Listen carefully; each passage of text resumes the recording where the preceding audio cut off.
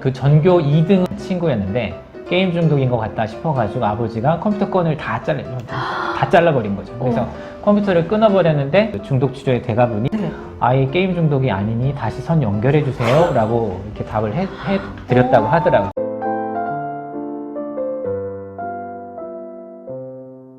안녕하세요. 마음을 구하는 TV, 마구TV, 손정현입니다. 우리 게임 중독에 관해서, 연구하고 계시는 박재우 교수님 모시고, 이번 시간에는 이 게임 중독을 어떻게 조절시키면 좋을까 조금 방법론적인 부분을 좀 접근을 해보려고 합니다. 다시 한번 교수님 인사 좀 부탁드릴게요. 오늘 처음 보시는 분도 계실 것 같아요. 네네. 게임 중독이나 여러 가지 중독을 연구하고 있는 박재우 교수입니다. 반갑습니다. 네. 지난 시간에 저희가 게임 중독에 관해서 어떤 부분을 게임 중독으로 봐야 되는지, 또 현실감을 상실하는 것, 내 캐릭터가 죽었을 때 충동적으로 행동하는 것들을 어떻게 반응하면 좋을지를 말씀드렸어요.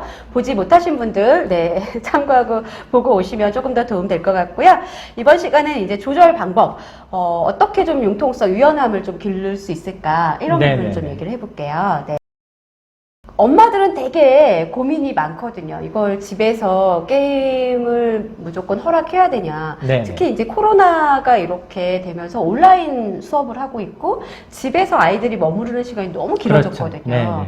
바깥 활동이 진짜 제가 봐도 저희 아이도 안쓰러울 정도로 나가는 것도 자유롭지도 않고, 네네. 그래서 마음껏 뛰어다니지 못하다 보니까 주로 집에서 뭐 하겠어요? 휴대폰 그쵸. 아니면 패드, TV 그렇죠. 이런 것들이라서 미디어를 계속 보게 되죠.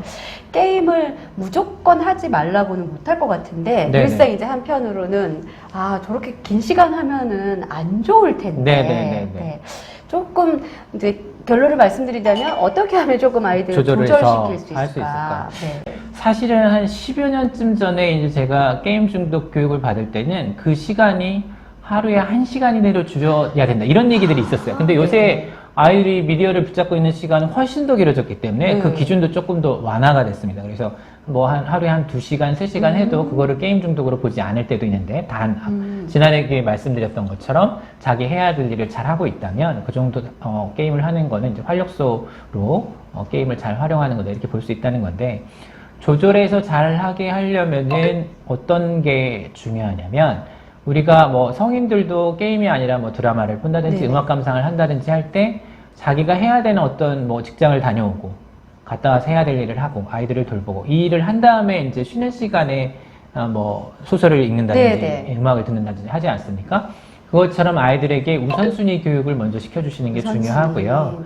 그래서 매일매일의 그날의 과제를 잘하고, 숙제나 뭐 공부 같은 거겠죠. 그래서 그런 것들을 잘 한 다음에 약간은 어떤 면에서는 보상의 개념으로 이제 게임을 할 수 있는 시간을 허락해주는, 그래서 우선순위를 지킬 수 있게 해주는 이 훈련, 이게 지난해에 말씀드렸던 자기통제의 훈련이기도 하거든요. 그래서 꼭 중요한 것들을 먼저 하고, 게임이 아주 안 중요하다 그건 아니지만 스트레스를 해소하는 수단으로 쓰는 게임은 조금 우선순위를 뒤에 둬서 활동을 하게 하면 어떤 강점도 있냐면, 앞에 하는 공부를 열심히 빨리 끝내고 싶은 동기, 그것도 강화가 됩니다. 그래서 그 공부의 퀄리티만 좀 조절을 잘 관리를 해주면 공부를 열심히 끝내고 게임을 또 열심히 할 수 있다, 이렇게 되기 때문에 그런 식으로 우선순위 조절을 해주시는 게 되게 중요하다. 지금 잠깐 얘기가 나왔는데, 그래서 조절시키기 위해서 엄마들이 자주 쓰는 게 이제 보상과 처벌이잖아요. 무언가 약속을 지켰을 때 보상으로 무언가를 사준다거나, 뭐 물질적인 것 플러스해서 칭찬, 뭐 이런 것들, 정서적인 것들, 또 지키지 못했을 때 이제 무언가 처벌이 되는 듯한 이 페널티를 아이에게 주잖아요.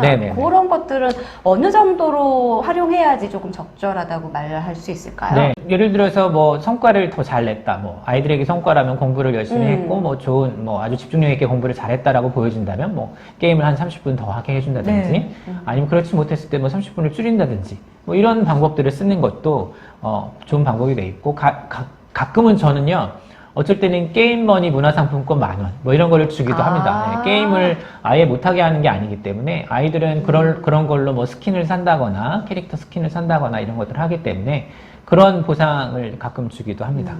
진짜 게임 전문 용어를 굉장히 지난 시간부터 많이 아시는 것 같아요. 시간을 좀 정해서 이제, 그래서 엄마들이 규칙을 만들기 위해서 뭐 몇 시부터 몇 시까지 해.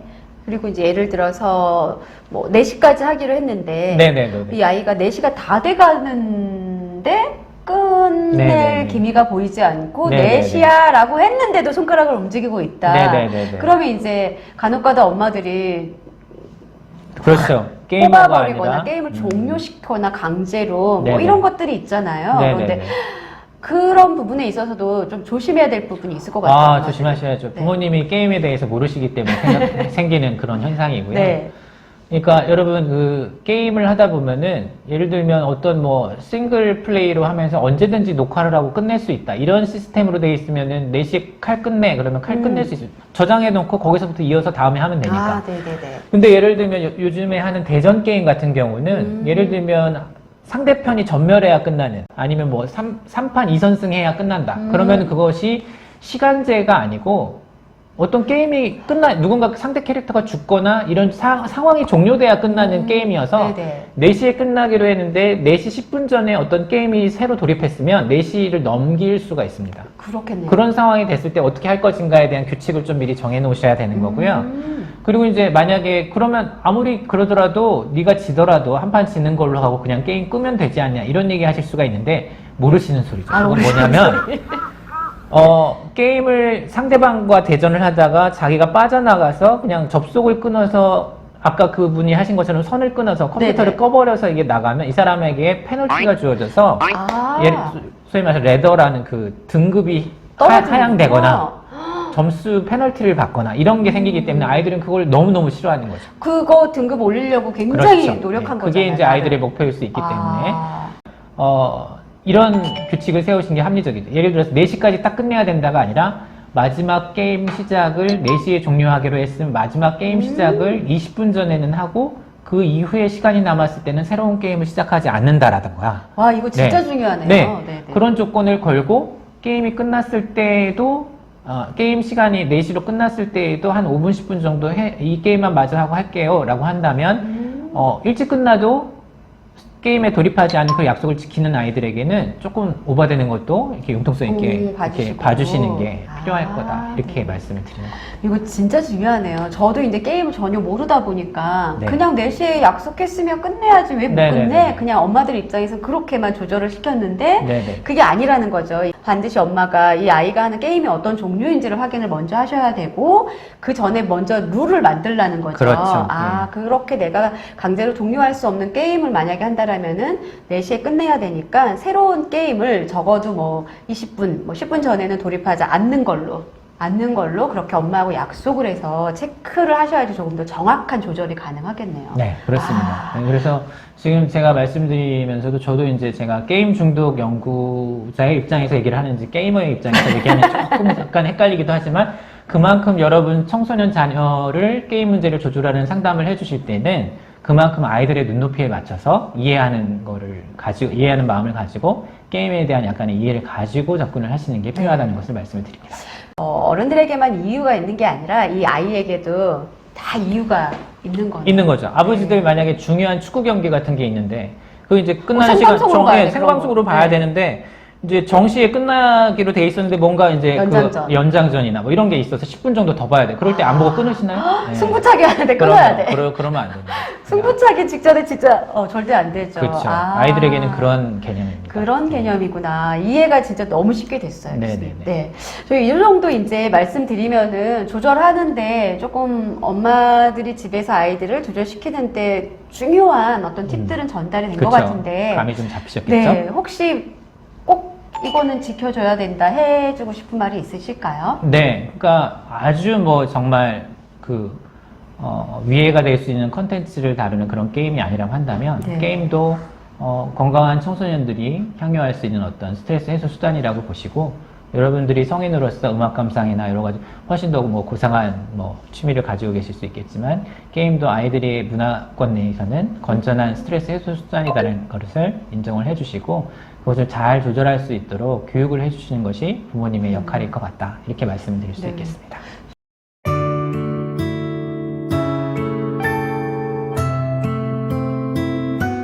네, 요즘 청소년들뿐만 아니라 우리 세대는 그 놀이 문화가 상실됐다라고 하잖아요. 그렇죠. 그러니까 아이들에게 공부해라 이런 얘기는 하지만 이 아이들이 스트레스를 해소할 수 있는 사실 어떤 장소, 공간, 활동이 없는 상태에서 무조건 바르게만 해라라고 하는 것도 약간 어불성설인 것 같아요. 네.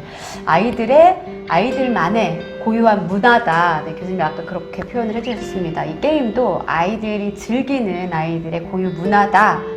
부모님들이 이걸 우리 자녀들의 문화로 봐주시면 너무 좋을 것 같습니다. 오늘 좋은 말씀 너무 감사합니다. 네, 감사합니다. 저희 인사 나누고 다음에 또 교수님 모시고요. 좋은 이야기 들어보도록 하겠습니다. TV 다음 편에서 또 만나도록 할게요. 여러분 감사합니다. 네, 감사합니다. 안녕.